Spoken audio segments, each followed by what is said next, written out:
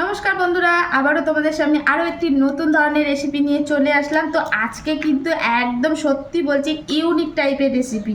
তো এখানে দেখতে পাচ্ছ এটা হচ্ছে ভুট্টা, আবার অনেকে বেবি কর্ন মানে কর্নও বলতে পারো। তো যাই হোক, এখানে আমি ভুট্টা নিয়ে নিয়েছি, আর এই যে একমালা নারকেল, আর সাথে আছে চিনি। তো এই দিয়েই কিন্তু আজকে একটা দুর্দান্ত রেসিপি তোমাদের সঙ্গে শেয়ার করব। তো চলো প্রথমেই এই ভুট্টাটাকে কিন্তু পেস্ট করে নেব। তো চলো শুরু করে দিই রেসিপি। তো এখন হচ্ছে এই ভুট্টাগুলো পেস্ট করে নিতে হবে। তো এখন এই যে এর মধ্যে দিয়ে দিলাম, আর এর মধ্যে কিন্তু একটু সামান্য করে জলও দেবো, নাহলে কিন্তু পেস্টটা হবে না। তো সেক্ষেত্রে তোমরা খুব সামান্য দেবে, খুব বেশি জল দেওয়ার দরকার নেই।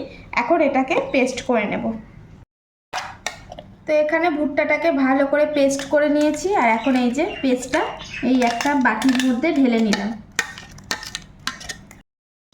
তো ভুট্টাটাকে খুব সুন্দর করে দেখো পেস্ট করে নিয়েছি। এখন এর মধ্যে দিয়ে দেব চালের গুঁড়ো।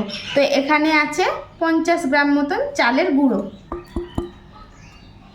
আর ভুট্টা ছিল কিন্তু 200 গ্রাম, তার মধ্যে 50 গ্রাম মতন চালের গুঁড়ো দিয়ে দিলাম। আর এই যে চালের গুঁড়ো আর ভুট্টাটা একসঙ্গে মিক্সড করে নিলাম। এখন এর মধ্যে দিয়ে দেব এই যে নারকেলটা কোড়া। তো এখানে এক মালা নারকেল কুড়িয়ে নিয়েছি, এখন এই নারকেলটাও কিন্তু এর মধ্যে দিয়ে দেব।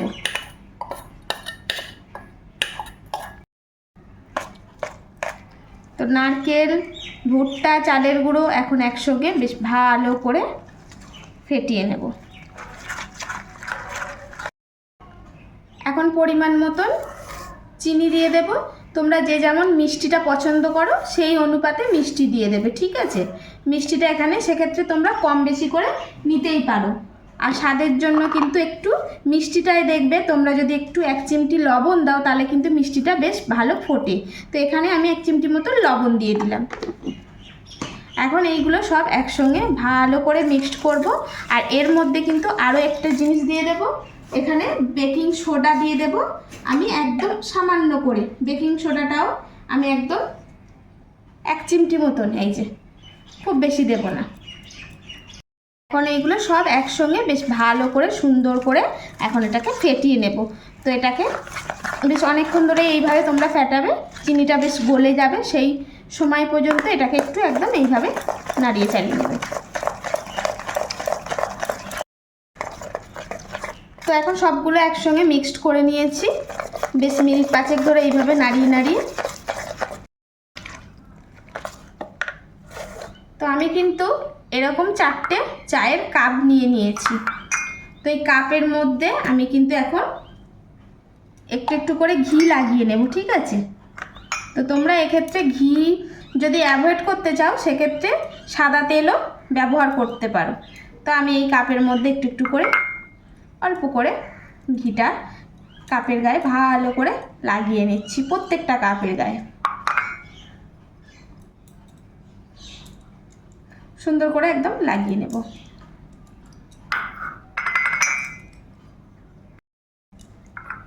তো এখন এই যে কাপের মধ্যে সমস্ত ঘি লাগিয়ে নিয়েছি, এখন কিন্তু এই কাপের মধ্যে এই যে এইভাবে কিন্তু দিয়ে দেব।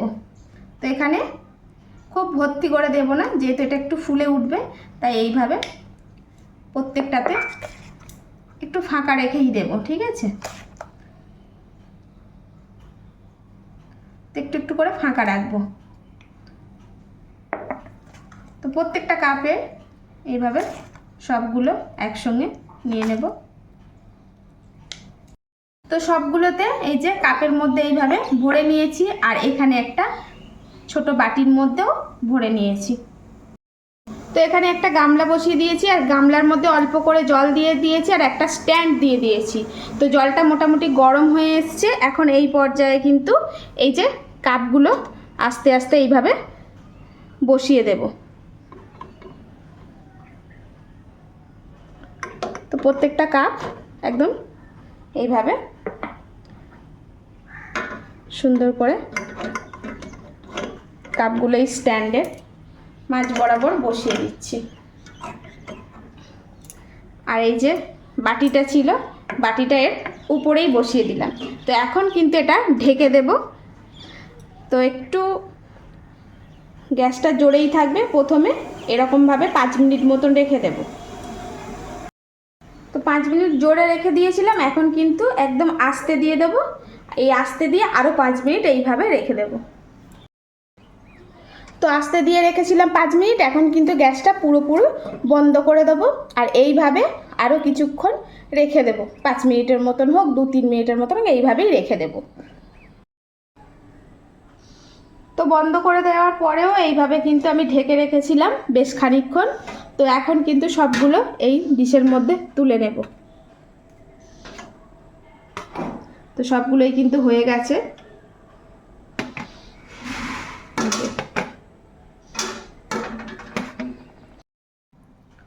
তো এই যে এগুলোকে একদম ঠান্ডা করে নিয়েছি সবগুলোকে, দেখো পুরো ঠান্ডা হয়ে গেছে। আর ঠান্ডা হয়ে যাওয়ার পর তবেই কিন্তু তোমরা এটাকে নামাবে। এই দেখো কি সুন্দর, মানে কোনো রকম আটকাবে না, অটোমেটিকই।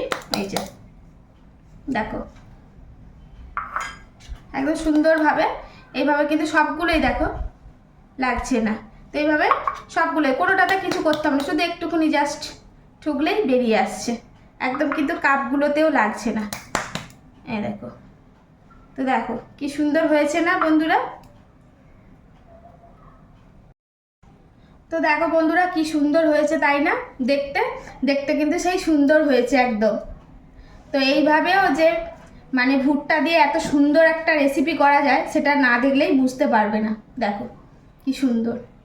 তো এখন এখানে গবলু আছে, তো গবলুকে খেতে দেবো, ঠিক আছে? তো চলো গবলুকে খেতে দিই, আর গবলু কি বলে আগে দেখি। তো দেখো কেকের মতন কি সুন্দর হয়েছে, তোমাদের কি বলবো বন্ধুরা। এই দেখো, আর খুব সফট, এই দেখো দেখছো? এ নাও গবলু সোনা, দেখো খেয়ে দেখো, বলো কেমন হয়েছে। হ্যাঁ বলো কেমন হয়েছে বাবা? পুরো পিঠের মতো লাগছে।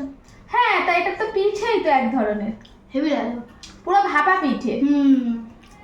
তো বন্ধুরা একবার অন্তত বাড়িতে এইভাবে ভুট্টার ভাপা পিঠে বানিয়ে খেয়ে দেখতেই পারো, খুবই সুন্দর হয় খেতে, আর খুব চটপট হয়, এমন কিছু লাগে না।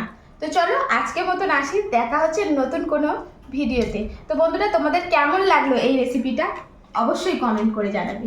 আর যদি ভালো লেগে থাকে আরও অন্যকে দেখানোর জন্য অবশ্যই এই রেসিপিটা কিন্তু শেয়ার করবে। তো চলো আজকে আসি, দেখা হচ্ছে আবার কোনো নতুন রান্নাতে। তো সবাই ভালো থেকো, সুস্থ থেকো, সাবধানেতে থেকো।